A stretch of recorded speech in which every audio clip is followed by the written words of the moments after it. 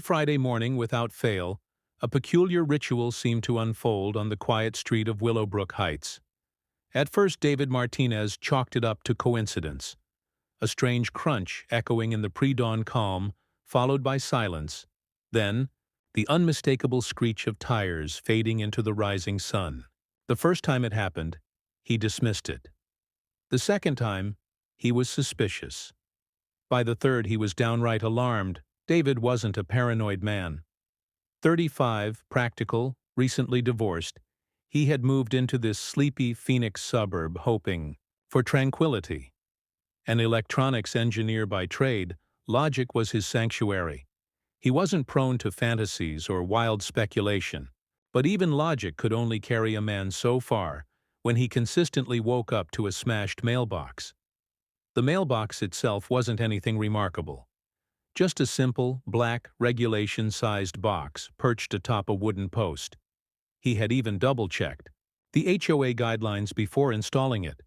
It matched every other mailbox on the street. That made the destruction all the more baffling. After the third incident, David decided enough was enough. He installed a small camera above his garage. Nothing fancy, just a motion-activated unit with night vision and cloud storage. He figured if some reckless teenager was playing mailbox baseball, he'd finally get a glimpse of them. He never expected what the footage would reveal. That Friday morning, as expected, the crunch returned, metal on metal, followed by the scream of rubber tires. David bolted upright, heart racing. He pulled up the footage immediately. There she was, clear as day, a silver Honda Accord, its front bumper crumpling as it smashed directly into his mailbox. The car reversed, its left headlight shattered, steam pouring from the hood. And behind the wheel, David leaned in, stunned, sat Doreen Cartwright, the HOA president. Doreen Cartwright was known throughout the neighborhood as the iron-fisted ruler of Willowbrook Heights.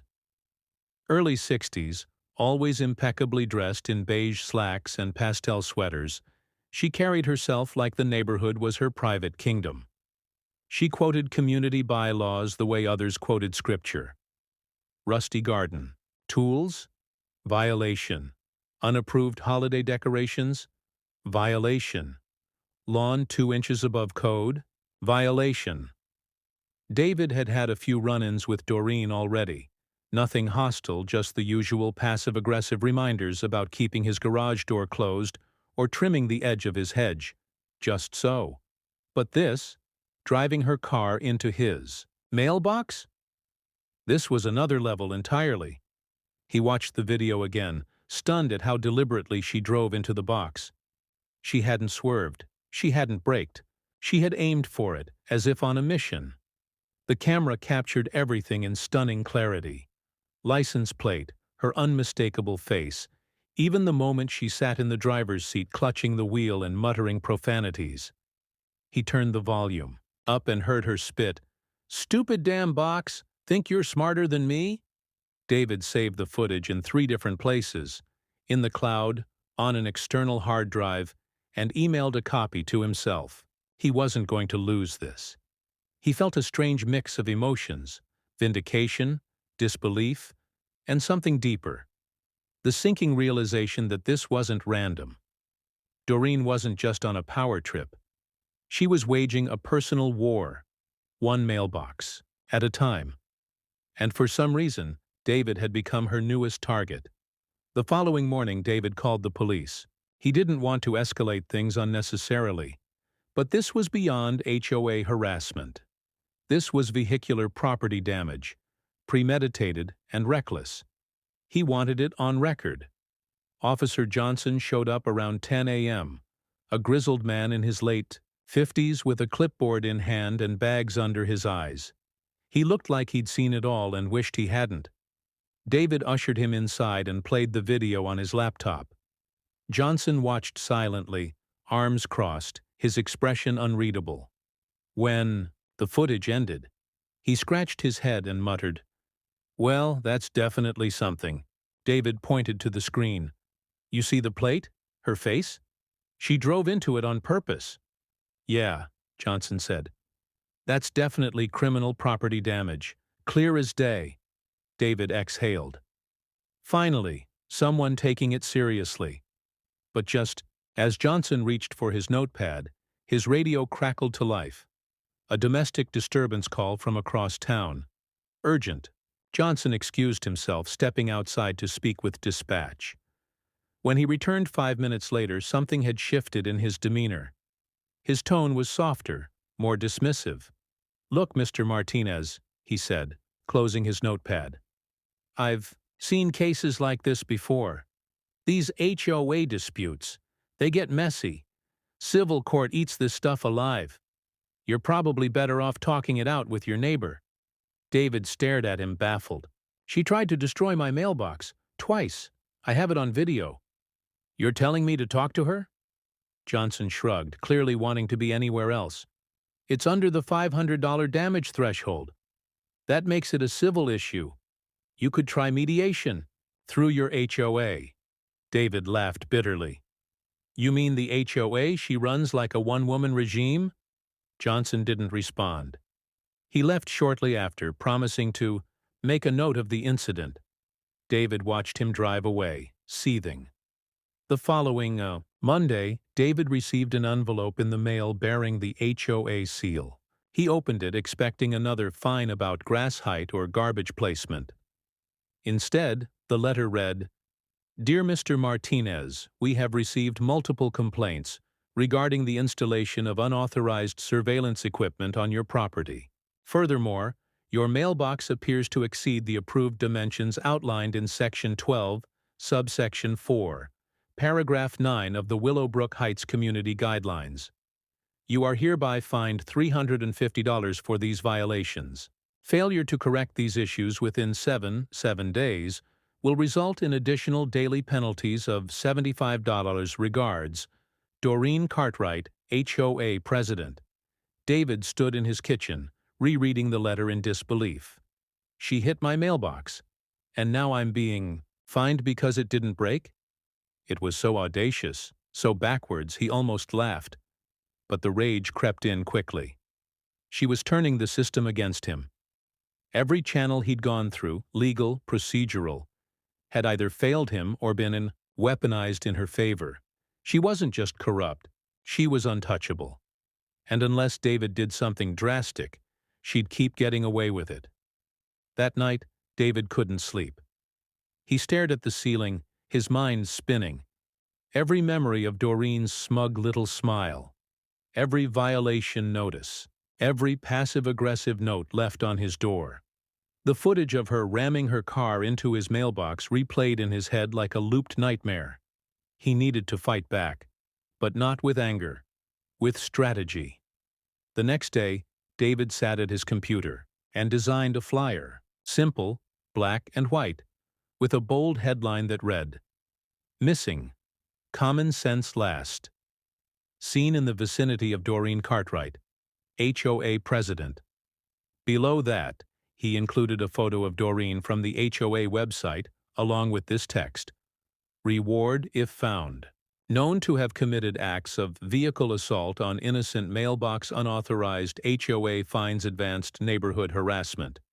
If you've witnessed similar behavior, call Doreen at her home phone number. Let's help her recover what she's lost. Basic decency. The flyer was satire, but it was also a cry for justice, disguised as a joke. He printed 200 copies and spent the morning distributing them, under windshield wipers, in mailboxes, on bulletin boards at the grocery store, at the park entrance. By noon, his phone began to ring. People were laughing, then venting. Mrs. Patterson, from 3 houses down, shared how Doreen fined her $200 for planting non-compliant red roses. The Johnsons had been fined for having a festive fall doormat that featured pumpkins. Even Bob, his usually unbothered neighbor, confessed he'd been ticketed for having a garden hose coiled the wrong way. By sunset, David had dozens of messages, but one stood out above the rest. It was from Susan Parker, and all she said was, "We need to talk. There are things about Doreen you need to know. things that go way beyond harassment.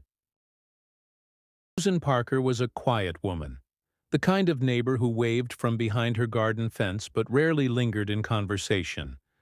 So when she knocked on David's door that evening, eyes darting like she'd just escaped a crime scene, he knew something serious was about to unfold. She clutched a manila folder to her chest like it was evidence in a murder trial. David let her in, offered her tea, which she politely declined, and sat across from her as she placed the folder on his kitchen table. Her hands trembled slightly. "I've lived here for 23 years, she began, voice low. "I've seen 3 HOA presidents come and go. But Doreen? She's something else entirely. She didn't just take the role. She rewrote the rules." David leaned forward, listening intently. "She wasn't always like this," Susan continued. "At first she was normal, focused, maybe even fair. But after her husband died, something changed. She started citing obscure bylaws, rewriting regulations, and consolidating authority. The HOA board used to have 5 members. She forced 3 of them out with accusations of misconduct. Now she controls every vote." David opened the folder. Inside were photocopies of letters, emails, citations, and violation notices. Most were petty. Bird feeders removed, lawn furniture confiscated, children's sidewalk chalk erased by order. But others were more serious. Documents showing Doreen had access to HOA financials, budgeting power, and even funds used for miscellaneous community improvements with no receipts. "She's been misusing HOA dues," Susan whispered. "And people are too scared to confront her." David stared at the evidence.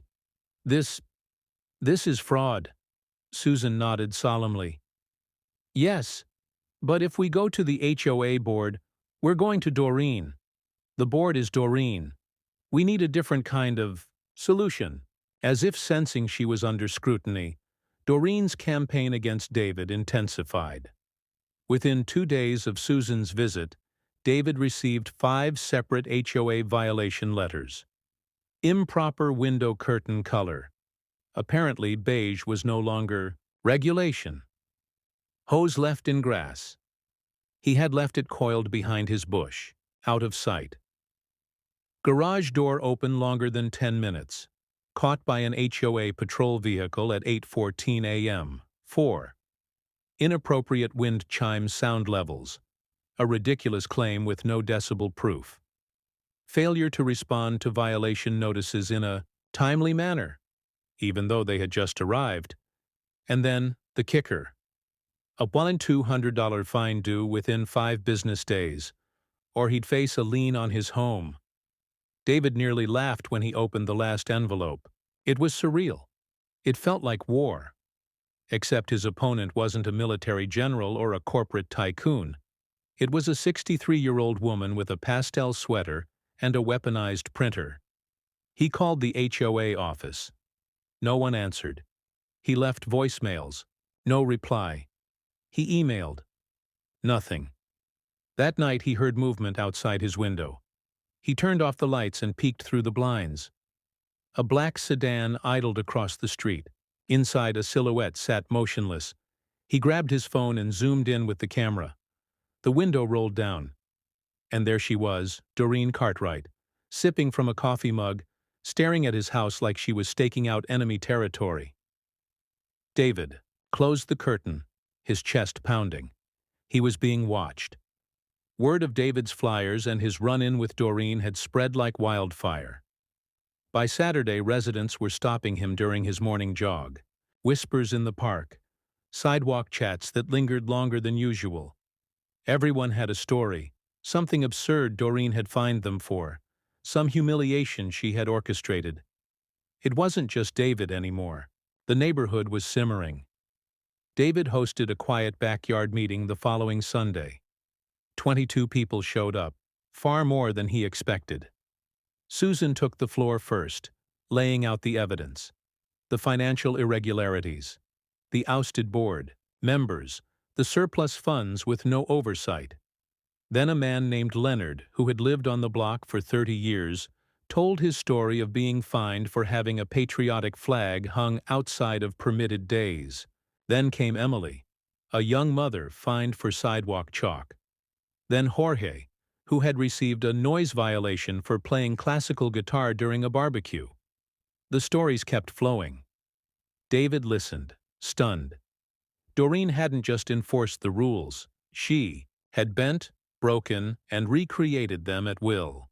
And now, the entire community was waking up. What do we do? Someone finally asked. David stood up. We fight back, but not with noise, with evidence, with pressure, with public exposure. A murmur of agreement rippled through the group. It had begun. Using Susan's documents as a starting point, David spent the next week digging. He scoured HOA public records, accessed meeting transcripts, and filed a request through the Arizona Homeowners Protection Act to review HOA budget allocations. The deeper he went, the darker it got. Doreen had approved $14,000 for community art installations, no evidence of where it went. $6,500 for seasonal landscaping, despite the fact that landscaping was outsourced and covered under a separate budget. $3,200 for private consultant review, a vague term with no report or receipt. And then he found it. A $5,000 expense labeled security upgrades. But there had been no new cameras, no neighborhood watch expansion. David traced the payment to a company called Pinnacle Safe Property Services. He searched the business license. The owner's name? Thomas Cartwright, Doreen's late husband. Except, Thomas had been dead for 3 years. The company was a shell. She was funneling HOA dues into a fake business and pocketing the money. David documented everything. Screenshots, bank transfers, budget reports. It was airtight. The next step wasn't just retaliation, it was justice. David knew one thing: exposing Doreen wouldn't be easy. She had power, connections, and the kind of ruthless control that left people paralyzed with fear. But she had one weakness: pride. She believed she was untouchable, that no one would ever fight back. David's plan was threefold. File a report with the Arizona Department of Real Estate, which regulated HOAs under state law. With the financial evidence in hand, he could initiate an official audit. Launch a digital petition to demand a vote of no confidence in Doreen's leadership. HOA bylaws required 40% of the community to call for a special election. With the growing unrest, he was confident he could get it. Present the story to the local news. With video footage of Doreen's vehicular mailbox assault, financial corruption, and testimony from over a dozen neighbors, it would make for a compelling exposé. He sent the documents to the Department of Real Estate under a formal complaint. He set up a change.org petition and shared it via email and Nextdoor. Then he contacted Channel 9's Watchdog Wednesday segment. By Friday, the petition had 114 signatures. By Saturday, Channel 9 replied. Subject: RE. HOA investigation. This is compelling. Can we schedule an on-camera interview? David smiled. Doreen had declared war on the wrong man. On a breezy Tuesday morning, David stood outside his home in a crisp button-up shirt, his documents neatly arranged in a folder. A white van with the Channel 9 News logo pulled into his driveway. Out stepped Janelle Reyes, the award-winning investigative reporter known for toppling corrupt city council members and exposing crooked school boards. She shook David's hand firmly. "Let's get this on camera." With 2 cameras rolling, David laid it all out. The mailbox destruction, the barrage of citations, the financial records, the shell company, and most importantly, the human cost. The neighbors who had lived in fear, been fined into silence, and lost their sense of peace. Janelle's eyes widened at the depth of the corruption. "You're telling me the HOA president fined you for curtain colors, But used HOA funds to pay a company registered to her deceased husband? She asked. On camera. David nodded. That's correct. She's turned this community into a personal fiefdom. And no one stopped her because everyone was afraid. Behind the camera, neighbors gathered to watch. Susan, Leonard, Emily, even Mr. Tran from down the street, who hadn't spoken to anyone in months, stood silently, bearing witness. Some clapped after David's statement. Others whispered prayers of gratitude. By the time the crew wrapped, Janelle leaned in and whispered, "This is going to air next Wednesday. Be ready." David felt a weight lift, not just from his shoulders, from the entire neighborhood. The calm didn't last long. On Thursday morning, just 2 days after the interview, David received a notice of HOA foreclosure proceedings. According to the letter, he had failed to comply with accumulated fines totaling $6,800, an absurd number manufactured overnight. Attached was a court summons. Doreen was suing to seize his home. David stared at the notice, stunned. She wasn't just retaliating. She was escalating to nuclear war. Within hours, 2 other neighbors received similar letters, Jorge and Emily, both of whom had attended David's meeting and signed the petition. It was clear. Doreen was attempting to destroy the rebellion before it could crest. David called an attorney, Marissa Vaughn, a specialist in HOA litigation. She reviewed the documents, then looked at David over her glasses and said, "This woman is dangerous, but she's sloppy." He handed her the folder Susan had given him. She smiled as she flipped through it. "Oh, she messed up," Marissa said. "Big time. If we act quickly, we can file an injunction to freeze her authority. But we'll need a judge willing to take emergency action." David nodded. She picked the wrong engineer to pick a fight with. 1 week later, in a small courtroom downtown, Doreen Cartwright sat with her arms crossed, lips pursed so tightly they looked bloodless. She was dressed in her usual baby blue blouse and had brought 2 legal aides from the HOA's contracted firm. David, flanked by Marissa Vaughn and a team of neighbors, took the stand. So did Susan. Then Leonard. Then Jorge.